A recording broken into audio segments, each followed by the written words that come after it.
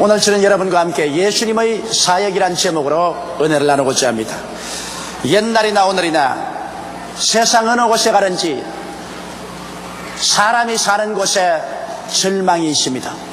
왜냐하면 사람은 근본적으로 절망적인 존재입니다. 하나님께서 아담과 하와를 만드셔서 하나님이 예비하신 가장 아름다운 환경에 두었으나 사람은 하나님을 반역하고 나서므로 그 죄의 대가로서 영혼이 죽어서 하나님 앞에 분리되어 버리고, 그는 에덴에서 쫓겨나서 육체도 살다가 죽어 흙으로 돌아갈 수밖에 없는 절망의 선고를 받았으며, 그가 하나님께로 받은 땅은 가시와 은극히가 나고 저주를 받아 어느 곳에 가나 저주의 먹장 구름이 덮이고, 사람은 이마에 땀이 흘려야 먹고 살게 고통스럽게 태어나서 고통 속에 살다가 고통스러운 죽음을 겪도록 만들어지고 마는 것입니다. 그러므로 인간은 오늘날 어느 곳에 가나 이 절망을 벗어날 수가 없습니다. 그렇기 때문에 유명한 철학자들도 인간을 규정하되 인간은 죄책과 정죄의 절망적인 존재며 허무와 무의미의 절망적인 존재며 죽음과 무로 변화되는 절망적인 존재라고 규정하고 있는 것입니다. 인간은 절망이기 때문에 현재 인간은 웃고 있지만은 죽음에 이르는 병에 든 사람이 웃고 있는 것과 같은 것입니다. 일시적으로 잘 먹고 잘 입고 잘 사는 것 같지만은, 그러나 죽음에 이른 병이 든 사람이 일시적으로 잘 먹고 잘 입고 잘 산다고 해서 그것이 그들에게 얼마나 큰 기쁨을 준다는 것입니까? 이미 절망적인 존재요, 절망을 옷 입고 사는 것이 인간의 실존인 것입니다. 그러므로 사람에게 필요한 것은 더 많은 종교나 제도나 율법이나 윤리나 도덕 강령이 아니라 인간에게 희망을 주는 것이 필요한 것입니다. 지금까지 수많은 종교가 이 세상에 있었습니다. 수많은 선생이 있었지만은 사람들에게 더 많은 종교적인 율법적인 멍에는 세워주었을지 그 마음속에 진실한 희망을 주지는 못했습니다. 그러나 오직 2000년 전에 이 땅에 오신 하나님의 아들 나사렛 예수만은 가는 곳마다 사람들에게 희망을 주셨습니다. 그렇기 때문에 예수님이 가시는 곳은 선전할 필요도 없었습니다.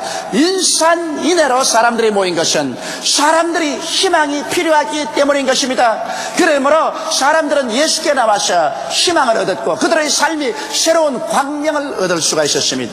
이러므로 예수 그리스도의 복음이야말로 진실로 인류를 구원하고 살리는 복음이요, 예수님이야말로 우리에게 절망을 제껴버리고 희망을 주시는 하나님의 아들이시기 때문에 우리에게는 참된 구주가 되시는 것입니다. 오늘 저는 여러분과 함께 예수 그리스도를 따라다니는 무리들을 한번 인터뷰를 해보십시다. 20세기에 예수님이 태어나셨다면 수많은 신문기자와 라디오, 텔레비전 기자들이 인터뷰를 했을 것입니다. 나는 예수님을 따라다니는 사람들을 한번 여러분과 함께 인터뷰를 해보고자 하는 것입니다. 여기 한 여인이 있습니다. 그는 정숙하고 아름다운 여인으로 보입니다. 얼굴에는 광채가 나고 그 옷은 아주 정숙하게 아름답게 입고 있습니다. 당신은 어찌하여 예수를 믿게 되었습니까? 그 여인의 말은 이렇습니다. 나는 항상 이렇게 얼굴에 광채가 나고 마음에 기쁘고 희망찬 여인은 아니었었습니다. 나는 옛날에 바람기가 많은 여자였었습니다. 나는 죄를 많이 지었습니다. 한 번은 간음하다가 현장에 잡혀서 바리새인 교인, 사두개 교인, 율법사들에게 개처럼 끌려간 적이 있었습니다. 나는 이제 죽는가 보다 생각했습니다. 왜냐하면 우리나라에는 간음하다가 잡히면 돌로서 맞아 죽습니다. 그런데 내가 끌려간 곳은 바로 성전뜰이었고 그곳에는 예수님이 계셨습니다. 바리새인 교인, 사두개 교인, 율법사들이 나를 법적으로 돌로 쳐 죽이려고 할 때 예수님께서는 준엄하게 말씀하셨습니다. 너희 중에 죄 없는 자가 이 여자를 먼저 돌로 쳐라. 이 예수님의 말씀은 마치 청천벽력까지 들렸었습니다. 모든 사람의 위선의 옷이 다 벗겨졌었습니다. 그들의 마음이 주님 앞에 벌거벗은 것처럼 되었고 그들의 죄가 백일천하에 드러났기 때문에 고통스러워 견딜 수가 없어서 모두 다 햇빛 앞에서 도망치는 벌레처럼 예수님 앞에서 도망쳐버리고 말하셨습니다. 나 혼자 남았는데 예수께서 저보고 하신 말씀이 너를 정죄하는 자가 없느냐고 말씀했습니다. 내가 고개를 들어보니 아무도 없는지라 정죄하는 자가 없다고 말씀드리니까 나도 너를 정죄하지 아니한다. 이제 집에 돌아가서 다시 죄를 범치 말라고 말씀하셨습니다. 나는 죽음의 혹독한 절망에서 예수로 말미암아 희망을 얻었습니다. 죄가 용서 안 받고 나는 죄성의 희망을 얻었습니다. 그때로부터 시작해서 내 인생은 이렇게 달라졌습니다. 나는 정숙하고 아름다운 여인이 되었고 내 마음속에 예수를 믿고 난 다음에 넘치는 평화와 기쁨을 얻게 되었습니다. 그러자 그 앞에 있는 한 여인에게 또 물어봅니다. 당신은 어떻게 해서 예수를 믿었습니까? 나는 소위 말하는 수가성 여인입니다. 나는 소위 남편을 5이나 바꾼 여자지요. 결혼하고 한 번 잘못된 것이니 두 번째 다시 가정을 이뤄보았습니다. 그러나 그것도 잘못되어 또 가정이 파괴되고 그것이 3번, 4번, 5번을 연속하고 나니 그 다음에는 지칠 대로 지쳐버리고 말하셨습니다. 사는 것이 재미가 없었습니다. 이제는 앞날에 희망이 없었습니다. 6째 될 대로 되라고 6째 남자하고 살고는 있었지만은 사람들을 만나기가 싫어서 대낮에 사람 없을 때 우물로 물길러 왔다가 예수님을 만나게 되었습니다. 예수님은 나를 정죄하지 않으셨습니다. 나쁜 여자, 음란한 여자, 죄 많은 여자라고 말씀하지 않으셨습니다. 예수님은 나에게 진실로 사는 의미가 무엇인지 보여주셨습니다. 예수께서 당신이 구세인 것을 알게 해주시자 내가 예수님을 믿자 말자 하나님의 임재하심을 내 속에 느꼈었습니다. 하나님이 내게 임재하신다는 것을 느끼자 말자 내 속에는 말로 다 할 수 없는 기쁨이 넘쳐났습니다. 마침 시편 기자가 말한 것처럼 하나님 앞에는 기쁨이 충만하고 그 우편에는 즐거움이 넘치나이도 한 것처럼 내 마음속 생전 처음으로 그런 기쁨과 즐거움은 처음 느꼈습니다. 평화가 강물같이 넘쳐났습니다. 나는 물동이를 그대로 내버려두고 그 길로 시내로 뛰어들어가서 와보라 이분이 구주가 아니냐고 전도했고 수많은 사람이 따라 나와서 내 말을 듣고 예수를 믿고 똑같은 구원을 받았지요. 그날 이후로 나의 세계는 달라져버리고 말았습니다. 나는 예수님과 함께 삶으로 내 마음속에 넘치는 이 기쁨과 이 평안을 세상 그 무엇과도 바꿀 수가 없습니다. 그러자 그 옆에 한 건장한 남자가 아주 즐거운 얼굴로 서 있습니다. 당신은 어찌하다가 예수를 믿었습니까? 말도 마십시오. 나는 문둥이였었습니다. 내가 문둥병에 걸리자 나는 가정에서 쫓겨나고 처자들을 볼 수 없게 되었었습니다. 나는 사람이 드문 산이나 들에서 살았었습니다. 운망을 치고 살았고 토굴 속에 살았습니다. 겨울에는 혹독히도 추웠고 여름에는 더웠었습니다. 벌레들에게 물렸고 온몸은 고름주머니가 되었었습니다. 사는 것이 저주였었습니다. 나는 너무나 마음이 고통스럽고 괴로웠었습니다. 몸은 고통스럽고 괴롭고 마음은 가족이 그리워 견딜 수가 없어도 어디 가족을 만나볼 수 있나요? 우리 같은 문둥이는 성한 사람이 오면은 부정하다 외쳐서 성한 사람이 곁에 오지 못하게 됩니다. 만약 성한 사람 곁에 갔다가는 돌로 맞아 죽습니다. 나는 천령을 받고 이 처절한 절망 가운데 있을 때 하루는 예수께서 무리들과 함께 산에서 내려오는 것을 보았었습니다.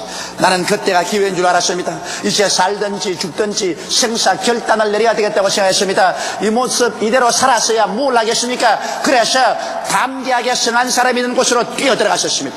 성한 사람들이 기겁을 하고 놀라서 손에 돌을 들었습니다만 나는 예수님 앞에 무릎을 꿇었지요. 그리고 말했습니다. 주여 원하시면 나를 깨끗하게 하실 수 있나이다. 나의 외마디 부르짖음이었습니다. 그때 예수님께서 나에게 손을 내미시고 구름이 질퍽한 내 머리에 손을 대시지만 내가 원하노니 깨끗함을 받으라고 하셨습니다. 그러자마자 하늘에서 불이 떨어지는 것 같았습니다. 내 온몸이 불타는 것 같더니 순식간에 문둥병은 사라지고 나는 이와 같이 새 사람이 되고 말하셨습니다. 예수님으로 말미암아 소망을 얻었지요. 그 어둡고 캄캄한 문둥병이란 절망에서 나는 찬란한 소망을 얻었습니다. 나는 우리 집으로 돌아갔고 부모를 모시고 처자와 함께 삽니다. 얼마나 소망찬 일인 것입니까? 예수로 말미암아 얻은 이 소망은 아무도 빼앗을 수가 없습니다. 그러자 그 옆에 두 자매가 서 있습니다. 당신의 이름은 뭡니까? 예, 나는 마리아라고 말하고 나의 언니는 마르다라고 말합니다. 우리들은 베다니아의 빈민굴에서 살았죠. 예수님께서 예루살렘에 와서 복음을 전가하고 난 다음 주무실 때는 언제나 베다니아의 빈민굴에 와서 주무셨습니다.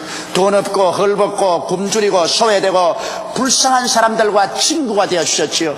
베다니아에서도 우리 아버지 어머님 일이 잃어버리고 우리 형제들이 가난하고 슬프게 살기 때문에 예수님은 우리 집에 와서 마치 우리의 부모와 같이 부영과 같이 되어주셨습니다. 그런데 하루는 예수님이 요단강 건너편에 계실 때 우리 오라버니가 병들어서 죽어버리고 말하셨습니다.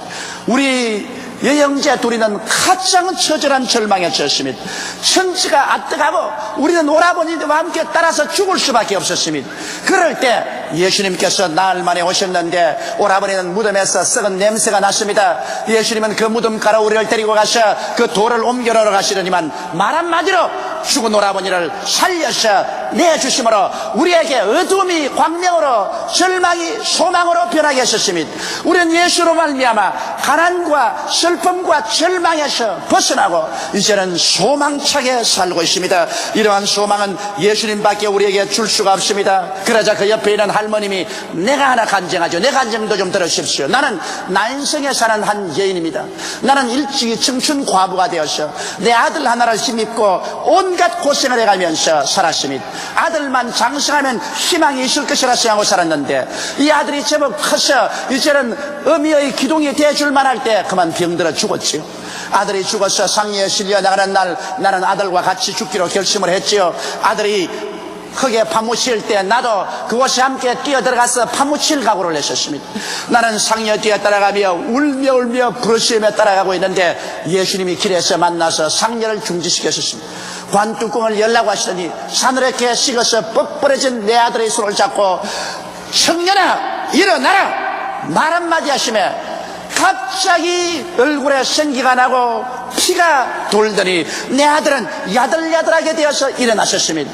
그때로 지금까지 내 아들은 내게 효도하고 나는 내 아들을 잊지 않고 이렇게 살지요. 그 어둡고 캄캄한 절망이 예수로 말미암아 이런 큰 소망으로 변화되고 말았습니다. 이러니 어찌 예수님을 경배하지 않겠습니까? 여러분, 예수께 찾아온 사람들 한 사람 한 사람의 말을 들어보면 그들이 새로운 종교를 얻었다는 간증을 하지 않습니다. 새로운 율법을 얻었다는 간증도 하지 않습니다. 아름다운 의식을 집행했다고도 말하지 않습니다. 예수님께 가까이 나온 사람들마다 그들은 다 가지 인간이 경험할 수 없는 슬픔과 절망에서 놀라운 희망을 얻은 간증을 하고 있는 것입니다. 성경은 말씀하기를 예수 우리들은 어제나 오늘이나 영원토록 동일하시라고 말씀하신 것입니다. 예수님 오늘날도 이 희망의 손길을 가지고 여러분을 찾아오고 계신 것입니다. 성경은 말씀하시기를 볼지어다 내가 문 밖에 서서 두드리노니 누구든지 내 음성을 듣고 문을 열면 내가 그에게로 들어가 그와 더불어 먹고 그는 나와 더불어 먹으리라고 말씀하고 있는 것입니다. 예수님은 종교가 아닙니다. 철학도 아닙니다. 어떠한 윤리와 도덕의 규범도 아닙니다. 예수님은 여러분과 나를 절망적인 존재에서 건져주시는 분이신 것입니다. 가버나움에 절망적인 사람이 있었습니다. 그는 꽤 살림도 있고 명망도 있는 사람이었는데 중풍이 걸리고 말았습니다. 무슨 큰 죄를 지은지 모르겠지만 그는 늘 마음속에 고민을 하고 억압을 당하고 살았는데 갑자기 하루 고혈압으로 쓰러졌습니다. 그리고는 그만 말도 못하게 되고 몸을 움직이지 못하고 침상에 들어 누워 산송장으로 죽어가고 있었습니다. 오늘날도 중풍은 어려운 병입니다. 하물며 2000년 전이야 중풍이면 그로서 끝나는 것입니다. 모든 이원과 약이 아무 소용이 없었습니다. 그는 그 절망 중에 있을 때 예수님께서 가버나움에 들어왔다는 소식을 들었습니다. 예수님께서 가버나움에 왔던 소식을 듣자 이 사람의 마음은 희망으로 뛰기 시작했었습니다. 심장이 뛰었었습니다. 이 기회를 놓치면 나에게는 영영이 기회가 없다고 생각했습니다. 그래서 그는 자기 동료 4사람을 불렀었습니다. 제발 나를 들것에 싣고 예수님께 좀 데려다 달라. 예수님께 가기만 하면 나는 새 사람이 된다. 나는 새로운 소망을 얻는다. 나는 살아난다. 종교를 얻으려고 가는 것은 아니다. 예수께 가서 내 운명이 변화될 수가 있다. 친구들은 이 사람의 간청을 듣고 들것에 실어서 4사람이 들고서 예수님 계신 곳에 가니까 벌써 사람이 장사진을 치고 인산이라 그 대문 밖에 얼씬할 틈도 없었습니다. 아무리 사정을 해도 사람들이 길을 비켜주지 않습니다. 그러자 이 환자는 말했습니다. 이 집주인을 만나게 해다오. 그리고 내가 이 집에 올라가서 지붕을 뚫고서 예수님께 달아내리도록 해다오. 이 집에 천정을 뚫으면은 아마 집주인이 집값을 내라고 할 것이다. 후에 내가 집값을 지불하겠다. 필요하다면 이 집을 사버리겠다. 또 필요하다면 이런 집을 지어주겠다. 나는 결코 예수님을 만나야 되겠다. 나는 이제는 후퇴할 수가 없다. 그래서 집주인과 상의해서 허락을 받고 그들은 사닥다리를 타고서 지붕에 올라가서 맷돌로 지붕을 깨뜨렸습니다. 온 집이 흔들리는 소리가 나고 먼지의 사태를 일으켰습니다. 그러나 천정의 구멍을 뚫고 난 다음 이 사람을 줄에 달여서 예수님 앞에 내리니 성경은 말씀하시기를 예수님이 이 사람의 믿음을 보셨다고 말씀하셨습니다. 여러분, 믿음이란 눈에 보이는 것입니다. 눈에 보이지 않은 믿음은 믿음이 아닙니다. 아무리 나는 종교를 가졌어, 우리 아버지가 장로고 어머니가 권사요, 나는 그런 집에 태어나서, 그런 말이 아무 소용이 없습니다. 주님이 원하시는 것은 눈에 보이는 믿음인 것입니다. 믿음이란 눈에 보이는 것입니다. 참된 믿음은 하나의 마음속에 감추어진 것이 아니라 하나님 앞에 보이고 마귀 앞에 보이고 믿는 자와 믿지 않은 자에게 눈에 보이는 것입니다. 여러분이 오늘 성수주일하기 위해서 교회에 나와서 예배당에 앉아 계신 것은 눈에 보이는 행동입니다. 이것은 믿음이 있기 때문에 나오신 것입니다. 여러분께서 오늘 교회에 나왔다는 것은 하나님이 보시고 마귀가 보고 불신자와 신자가 다 보고 있습니다. 이것이 보이는 믿음인 것입니다. 여러분이 사람들에게 나가서 예수 믿으라고 전도할 때 이것은 보이는 믿음입니다.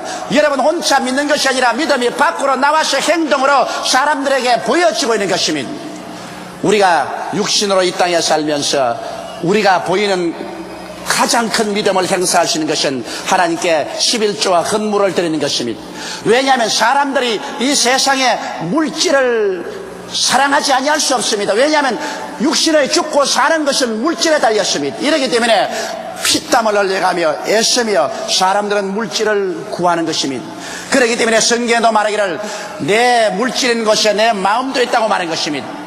이런 물질을 우리가 하나님께 나와서 11조를 드리고 헌물을 드리는 것은 우리가 하나님을 믿는다는 신앙의 극치의 표현인 것입니다. 사람들이 신앙이 없고야 하나님께 11조나 헌물을 드리지 못합니다, 여러분. 그러므로 이와 같이 눈에 보이는 신앙을 가지고 나오면 주님은 그 눈에 보이는 신앙을 따라서 기적을 베풀어 주시는 것입니다. 성경은 말씀하시기를 내 믿은 대로 될지어다고 말했는데 그 믿음이란 바로 눈에 보이는 믿음인 것입니다. 이 중풍병 환자는 예수님 보시기에도 눈에 보이는 믿음을 가지고 있었습니다. 그가 눈에 보이는 믿음이 없었으면 들것에 실려오고 또 집 한 채를 부셔드리더라도 예수님 앞에 가까이 오겠다는 이와 같은 불태진의 신앙은 갖지 않았을 것입니다. 예수님도 그 믿음을 보셨고 그에 있는 모든 사람들도 이 사람의 믿음을 보고 감탄했습니다. 예수님은 이 사람을 보시자마자 소자야 안심하라 내 죄사함을 받았나니라고 말씀했습니다. 하나님과 사람 사이를 막는 담은 죄밖에 없습니다. 그 무엇도 하나님과 사람 사이를 막을 수 없지만은 죄는 하나님과 사람을 분리시켜버리고 마는 것입니다. 예수께서 이 사람을 보고 내 죄사함을 받았다고 말하니까 그곳에 앉아있던 율법사나 서기관들이 속으로 불평을 말했습니다. 하나님 이외에 누가 죄를 사할 수 있는가? 이 사람이 죄사함을 준다고 말하니 하나님을 모욕한다고 말했습니다. 그러자 예수님이 그 생각을 하시고 곧장 말씀했습니다. 어찌하여 너희 마음속에 악한 생각을 가지는가? 인자가 이 세상에서 죄사함을 권세가 없는 줄 아느냐? 내 죄사함을 받았다는 것과 내 침상을 짊어지고 집으로 돌아가는 그 말 중에 어느 것이 수 있겠는가? 내가 이 세상에서 죄를 용서해주는 권세가 있는 것은 병을 치료함으로 증명하겠다. 너는 일어나서 침상을 걸머쥐고 집으로 돌아가라고 하자. 이 사람은 즉시로 고침을 받아서 침상에서 일어나서 그를 걸머쥐고 나가며 그렇게도 안 비켜주던 길이 환하게 트여서 그는 뛰고 울며 감사하며 찬미하며 나아가게 된 것입니다. 이 사람이 들어올 때는 들것에 들려왔지만은 그가 불태진의 믿음으로 눈에 보이는 믿음을 갖자 죄사함을 받고 병고침을 받고 나아갈 때 그의 막힌 길이 환하게 트여지고 말았던 것입니다. 오늘날도 마찬가지입니다. 우리가 참 살아있는 믿음을 가지고 예수님을 간절히 찾으면 예수님 우리의 죄를 용서해 주시고 우리의 병을 치료해 주시고 우리의 앞길을 환하게 열어주셔서 눈물이 기쁨으로 절망이 소망으로 죽음이 삶으로 변화되게 만들어 주시는 것입니다. 그래서 이 중풍병 걸린 사람은 예수를 만남으로 말미암아 그 일생의 가장 위대한 소망을 얻게 된 것입니다. 여러분 바로 예수 그리스도의 십자가는 우리 희망의 원천인 것입니다. 하나님의 아들 예수님이 오셔서 하나님이 사람을 위해서 십자가를 걸머셨으니 그 얼마나 큰 희생인 것입니까? 다윗은 말하기를 여호와는 나의 목자시니 내게 부족함이 없으리로다. 제가 나를 푸른 초장에 누이시며 쉴만한 물가로 인도하신다고 했는데, 오늘 여러분과 나의 푸른 초장과 쉴만한 물가에는 다른 곳이 아닌 바로 십자가 밑이 그런 장소인 것입니다. 갈보리산 십자가 밑에 우리의 푸른 초장이 있고 그곳에 쉴만한 물가가 있습니다.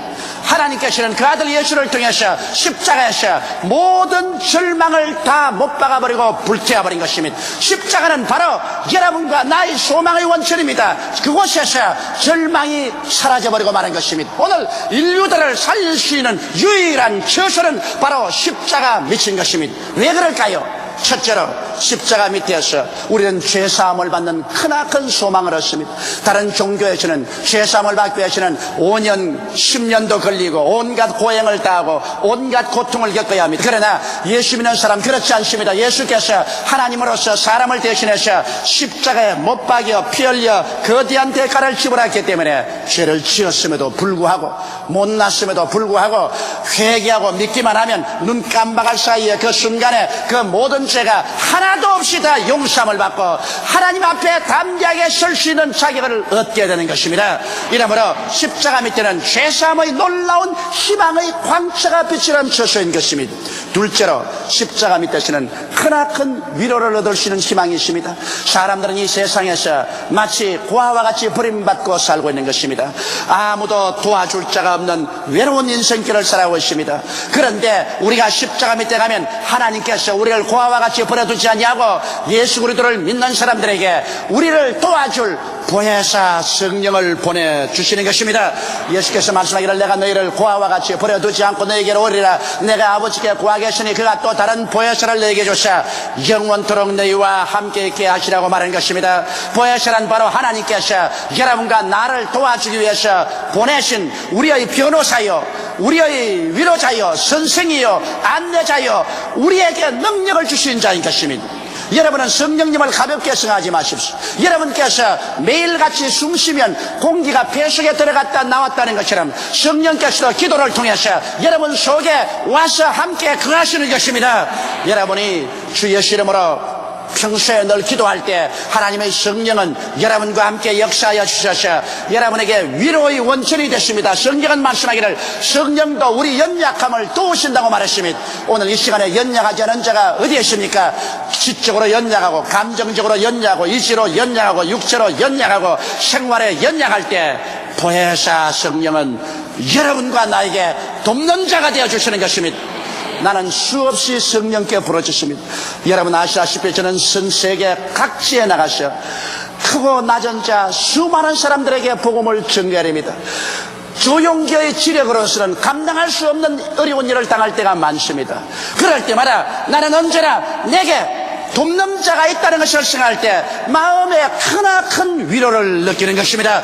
나는 늘 말합니다. 보혜사 성령님을 인정합니다. 환영합니다. 모셔드립니다. 의지합니다. 성령이여 나와 함께 가주시옵소서. 저는 성령께 의지하고 나갈 때 높고 낮은 자 어떠한 처지에 처할지라도 성령께서 지혜와 총명을 주시고 모략과 재능을 주셔서 무슨 일이든지 성공적으로 할 수 있도록 도와주는 것을 늘 체험하고 있는 것입니다. 이러므로 우리는 연약하나 십자가 밑에서 크나큰 위로를 받을 수 있는 보혜사 성령을 모시는 희망을 얻을 수가 있는 것입니다. 셋째로 우리는 십자가 밑에서 치료의 소망을 얻습니다. 오늘 수없이 많은 사람들이 마음의 상처를 입고 있습니다. 사람이 마음이 부정적이 되면 자기도 괴롭고 남도 괴롭힙니다. 여러분 사람의 마음이 어떻게 부정적이 되나요? 남을 의심하고 남을 미워하고 남을 정죄하면 자기도 부정적이 되고 그 다음 부정적이 된 사람은 이 세상에 어느 곳에 보나 남의 결점만 바라보고 남을 핥히고 남을 올무에 집어넣으려고 합니다. 자기도 불행하고 남도 불행하게 되고 마는 것입니다. 사람은 부정적으로 살지 말아야 되는 것입니다. 그러면 어떻게 하면 긍정적으로 될까요? 긍정적인 생각과 긍정적인 말과 긍정적인 행동을 어떻게 할까요? 이것은 인간으로 힘써서 되는 것이 아닙니다. 긍정적으로 되려면 용서하고 사랑하고 감사하는 사람에게 긍정적이 됩니다. 남편을 긍정적으로 보려거든 남편을 용서하고 사랑하고 남편을 감사하십시오. 아내를 긍정적으로 보려거든 아내를 용서하고 사랑하고 감사하십시오. 인간이라는 것은 용서하고 사랑하고 감사하는 길 이외에는 절대로 긍정적이 안 됩니다. 자기를 긍정적으로 보고 싶으면 자기를 용서하고 자기를 사랑하고 감사하십시오. 그러면 자기도 긍정적이 되는 것입니다. 이렇게 해서 우리는 십자가 밑에서 주님의 용서를 받고 사랑을 받음으로 말미암아 긍정적으로 치료함을 받을 수가 있습니다. 사람이 인격적으로 치료함을 받는다는 것 중요합니다. 치료함 받은 남편, 치료함을 받은 아내, 치료함을 받은 부모, 치료함을 받은 자식들이 함께 살 때 여러 가지 역경이 다가오지만은 행복을 추구할 수 있습니다. 밝고 맑고 환한 마음을 가진 그 속에 용서와 사랑과 감사가 있고 긍정적이고 적극적이고 생산적인 삶이 이루어지는 것입니다. 우리는 십자가 밑에서 이와 같이 치료를 받아 긍정적이 될 수가 있고 육신의 치료도 받을 수가 있습니다. 육신이 병들고 의학적으로 치료 안 받을 수 없는 절망에 처할 때 얼마나 어둡고 캄캄한 사망의 엄청난 구렁텅이로 떨어지겠습니까? 그러나 예수 믿는 사람은 주님께서 오늘날 우리의 의사가 되시고 예수께 나오면 주님의 능력의 손으로 우리를 치료해 주신 것을 알기 때문에 우리는 그 속에 희망 찰 수가 있습니다. 넷째로 낭패와 실망을 당하고 이 세상에서 가시와 은극히에 휘말려서 피투성이가 된 인생이 새로 재생할 수 있겠습니까? 여러분, 우리 주님이 원하시는 것은 여러분과 내가 인간다운 삶, 그리고 하나님께 영광된 삶, 남에게 짐이 되지 않은 삶을 살기를 원하시는 것입니다. 아담과 하와 이후로 저주가 이 땅을 휩쓸어서 가난과 낭패와 실망과 절망의 가시와 은극히에 걸려서 피투성이가 된 사람들이 얼마나 많습니까? 이것은 하나님의 뜻이 아닌 것입니다. 십자가 밑에 와서 이 가시와 은극히를 풀어제껴야 하는 것입니다. 성경은 말씀하기를 그리스도께서 우리를 위하여 저주를 받으사 율법의 저주에서 우리를 다 속량해 주었다고 말한 것입니다. 우리는 저주에서 값주고 사내음을 받았었습니다. 이제는 저주 아래 있지 않습니다. 이제는 아브라함의 축복 속에 있습니다. 이러므로 여러분의 마음속에 있는 나는 못한다, 나는 안 된다, 나는 알 수 없다, 나는 절망이라는 부정적인 저주의 가시채와 은극히를 뽑아내어서 여러분의 생각에 할 수 있다, 하면 된다, 해보자, 예수님이 나의 축복이고 아브라함의 축복이 내 것이라는 줄기찬 믿음을 얻게 되시기를 주의 이름으로 축원합니다. 여러분께서는 하나님께 복을 받아 남에게 나누어 줄 것이 있어야만 하는 것입니다. 성경은 말씀하기를 제가 흩어 가난한 자에게 주었은즉 그 의가 영원히 있다고 말하셨습니다. 주는 자가 받는 자보다 복이 있다고 말씀한 것입니다. 그러기 위해서 우리는 저주에서 해방을 얻어야 되는데 십자가 밑에는 저주에서 해방을 얻는 하나님의 은총이 있습니다. 아브라함의 축복이 강물처럼 넘쳐날 수 있습니다. 그러므로 그 속에서 우리는 축복의 희망을 얻을 수가 있는 것입니다. 우리는 다섯째로 십자가 밑에서 영생 부활의 희망이 있습니다. 사람이 무엇입니까? 잠시 있다 사라지는 안개입니다. 어제까지 즐겁게 노래하고 대화하던 사람이 오늘 사라질 수 있습니다. 나는 어제 훌륭한 한 어른이 순식간에 세상을 뜬 이야기를 들었습니다. 그는 아침에 식사 잘하고 대학 다니는 애들에게 학교 갈 때 조심하고 갔다 오라고 당부하고 부인에게 내가 직장에 갔다 오리다 인사하고 집 앞에 나와서 통근차를 타려고 길을 건너는데 18살 먹는 무면허 오토바이 운전사가 전속력으로 달려와서 50대의 그 어른을 치어서 죽였습니다. 여러분, 인생이란 무엇입니까? 잠시 있다 사라진 안개입니다. 거짓말같이 살다가 거짓말같이 없어집니다.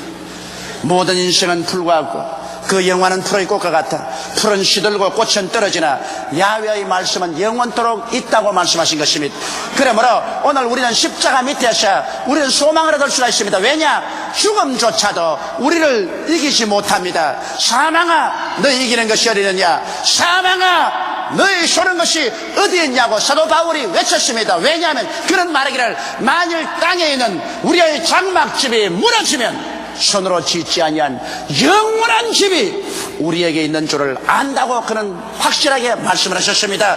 예수님께서 친히 너희는 마음에 근심하지 말라. 하나님을 믿으니 또 나를 믿어라. 내 아버지 집에 있을 곳이 많도다. 그렇지 않으면 내게 일렀으리라. 내가 너희를 위하여 처소를 예비하러 가노니 가서 처소를 예비하면 다시 와서 나 있는 곳에 너희도 함께 있게 하리라고 말씀하셨습니다. 사랑하는 성도 여러분, 오늘 하나님께서는 여러분과 나를 위해서 눈물과 근심과 탄식과 입이라는 것이나 고가는 것이나 아픈 것이 없는 세계를 예비해 놓고 계십니다. 이 예비한 하나님의 손길을 알면 죽음이 다가와도 우리는 겁내지 않습니다. 그 건너편에 그 영광 속에 들어갈 것을 생각하고 승리의 계가를 부르고 희망찰 수가 있습니다.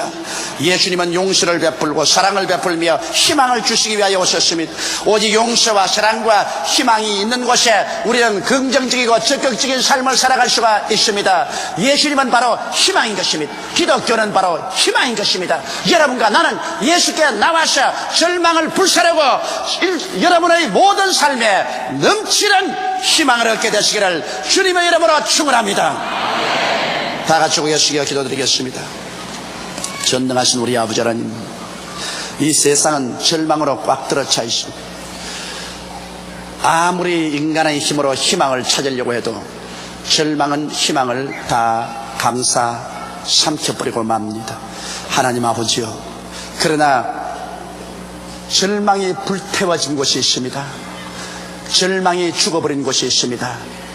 절망이 파멸된 곳이 있습니다. 이것이 바로 갈보리 십자가 밑에인 것을 우리는 알고 있습니다.